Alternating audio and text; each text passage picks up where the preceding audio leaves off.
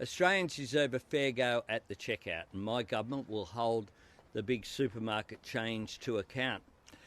We will, if we are elected, implement firstly the ACCC's supermarket inquiry recommendations. That's about improving transparency, about prices, about promotions, about loyalty programs, making sure that Australians are getting that value for money.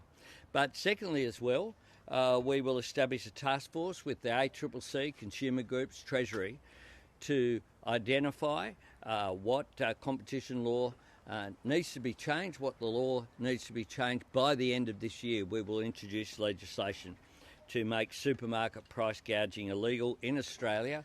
We'll inform it on the basis of overseas laws where that is in place as well. We want Australians to have this protection. This is good for Australian families, it's good for Australian workers as well, and Australian farmers, to make sure that everyone's getting a fair crack, because that's the Australian way, and that's what my government will deliver. We'll hear from Katie, then happy to take some questions. Thanks very much, PM, and can I also add my thanks to Ren and her family for hosting us here this morning and the delicious morning tea. Well, the announcement today by the Prime Minister about cracking down on supermarkets is another announcement that shows this government, the Albanese government, is focused on responding to those cost of living pressures. We've heard Australians under pressure. We know, prices at the supermarkets have hit household budgets, and that's why this government for the last 3 years has been focused on doing what we can to take pressure off households without adding to inflation. And we've seen that, whether it be through our investments in early childhood education and care, in energy bill relief, in our investments in Medicare, in cheaper medicines. These have all been ways that we've been put forward, practical ways to help households manage those budget pressures. And this announcement builds on that today, and I think shows you the contrast that we have between what the Albanese government is offering, focused on what households are feeling, responding to that where we can, making sure we get inflation down, creating jobs, getting wages going again.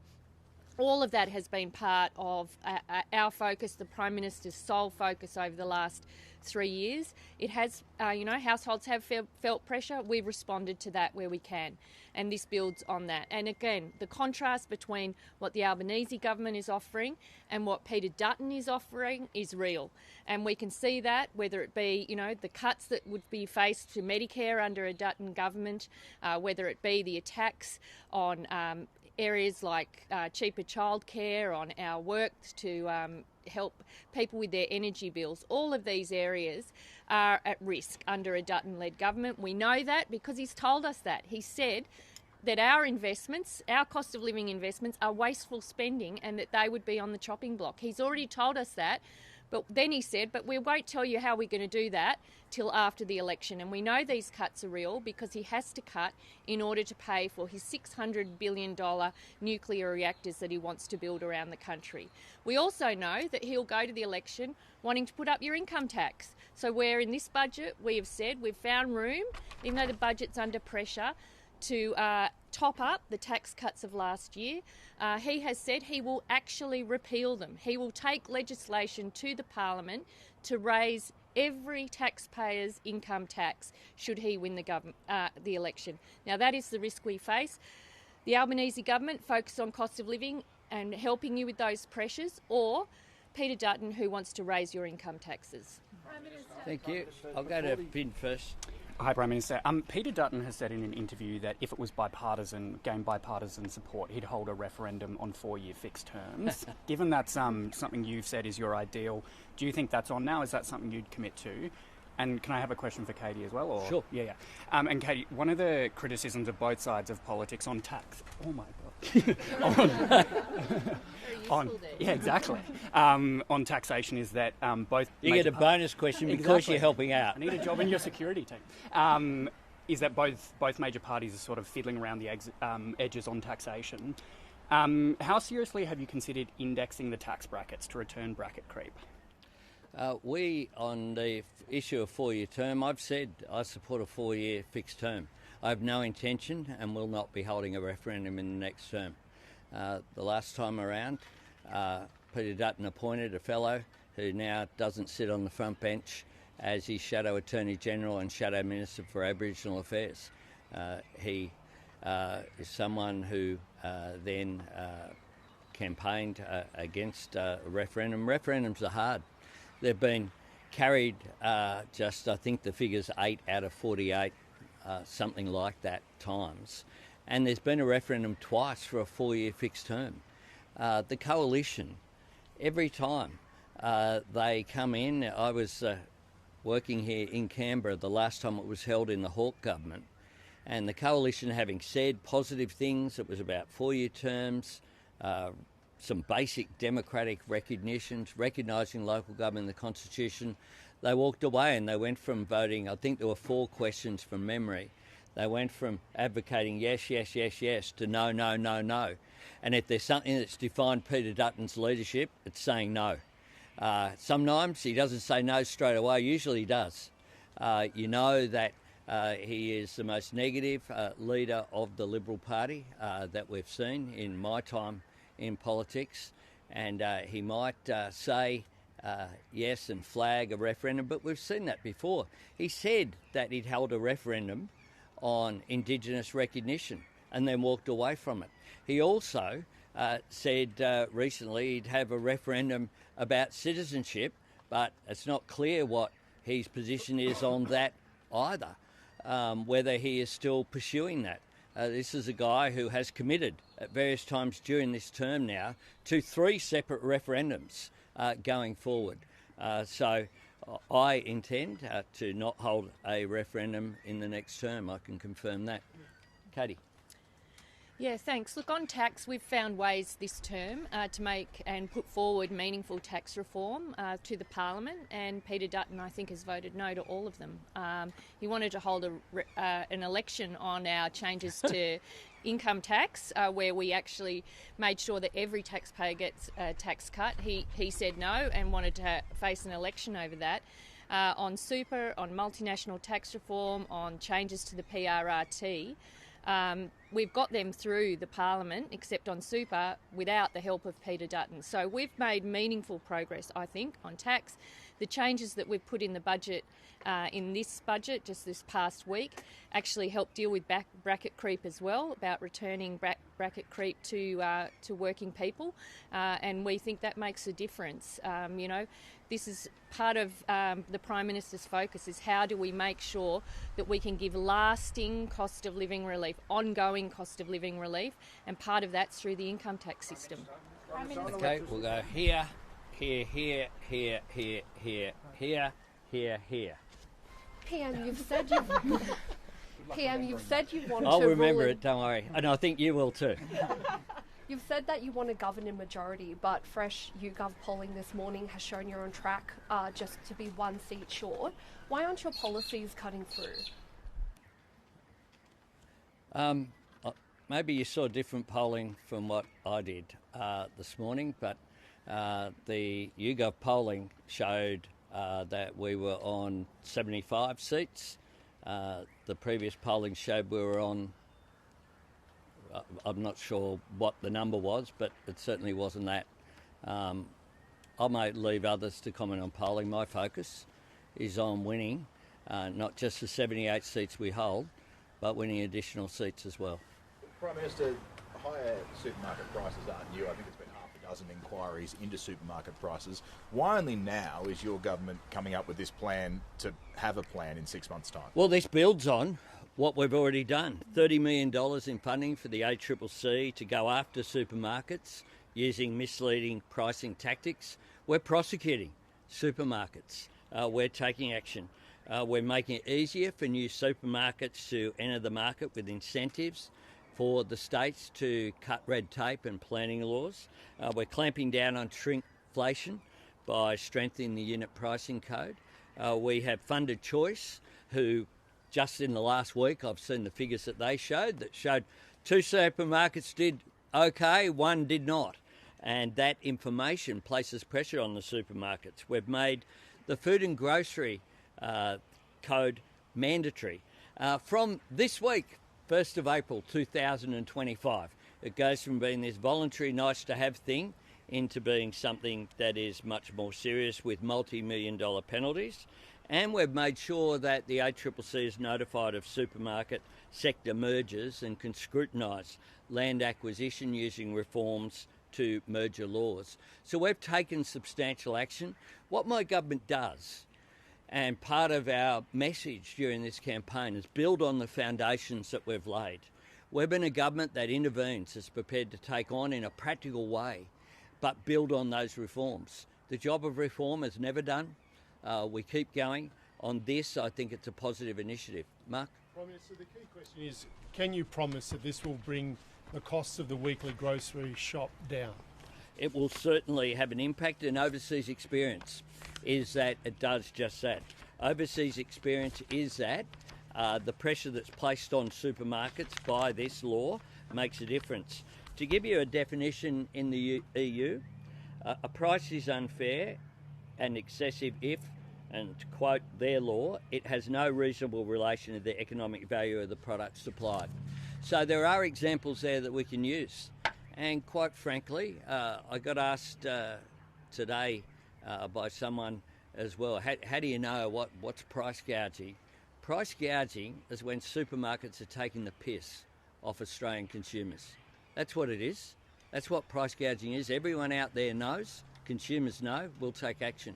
Here. Minister, what's the legal definition, though, of price gouging in Australian law currently? I just gave one. Was that not British law, sorry? I just gave an EU one. I gave a different, very Australian colloquialism. Prime Minister, just on campaign security, how concerned are you about the incident yesterday on Peter Dutton's campaign, and will security have to be bolstered on both election campaigns? Oh, look, I have confidence in the AFP.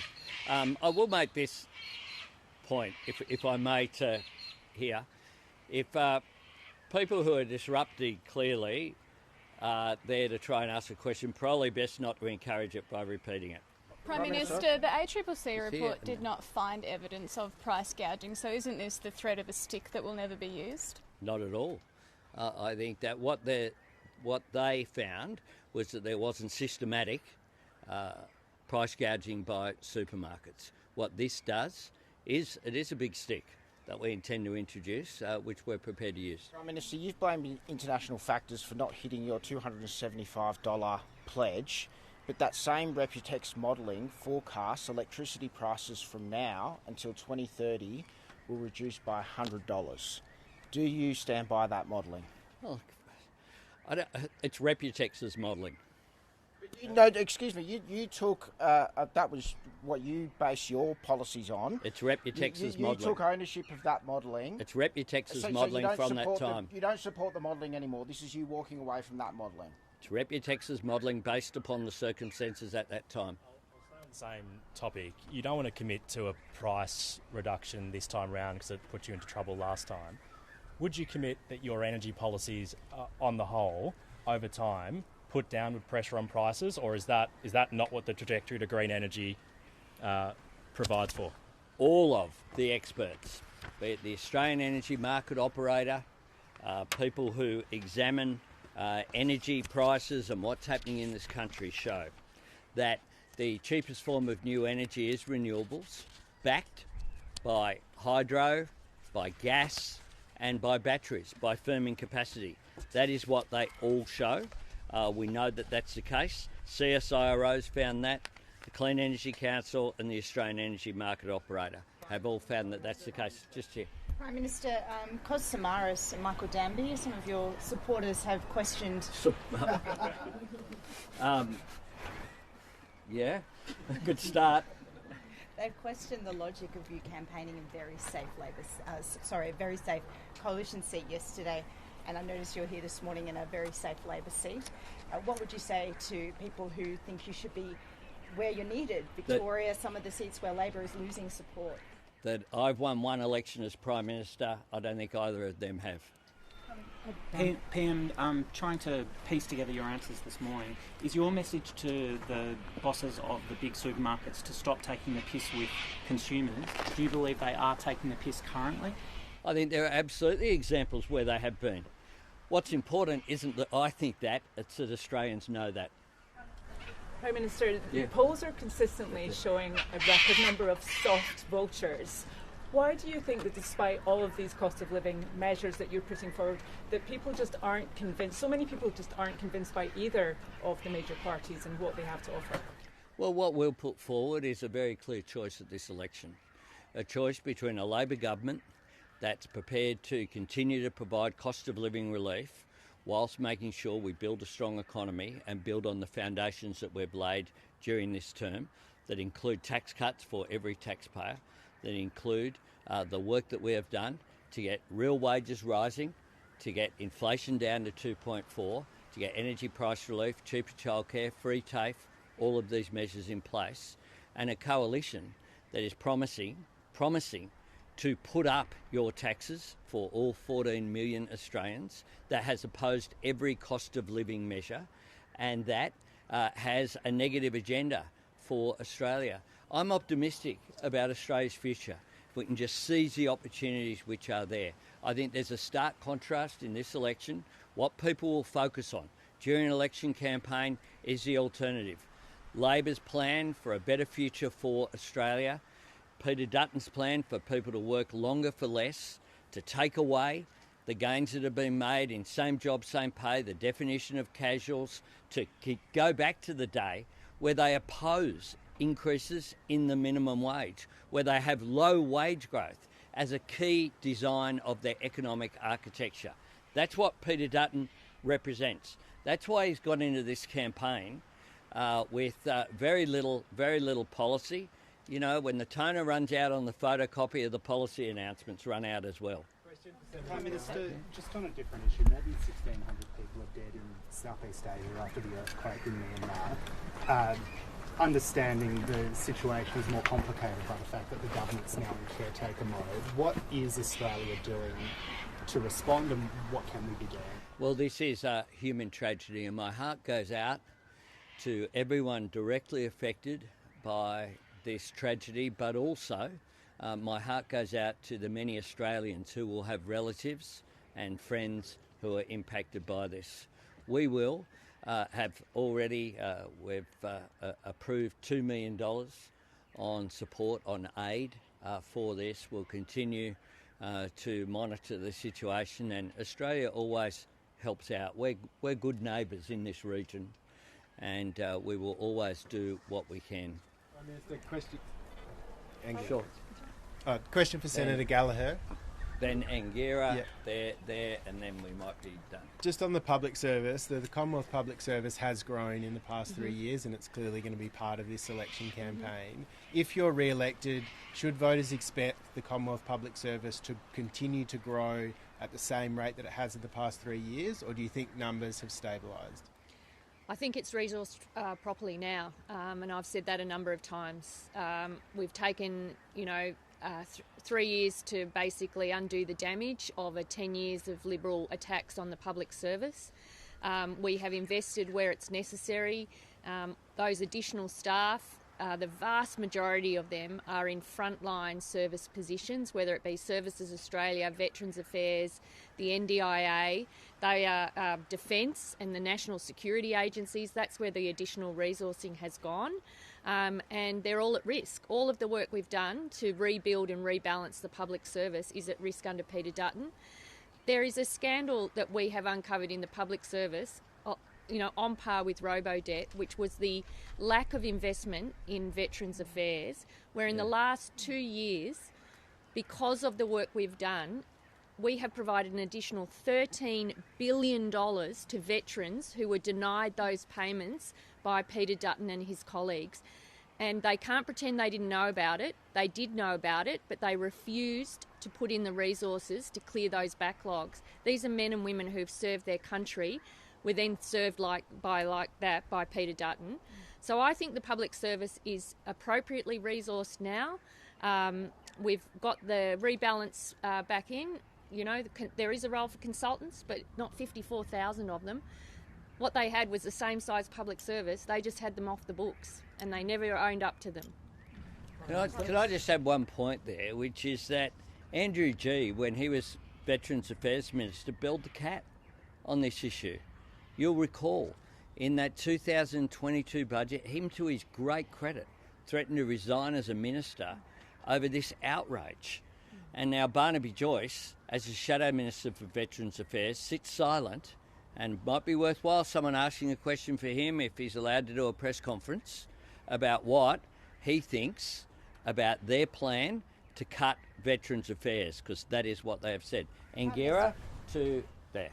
Prime Minister, you've said that Australians will be better off under a re-elected Labor government, but you won't say if energy bill rebates will be extended beyond this year. So how can they believe that guarantee if there could be a power price surge at the end of the year? Because what we have done is we've seen per capita incomes increasing right now.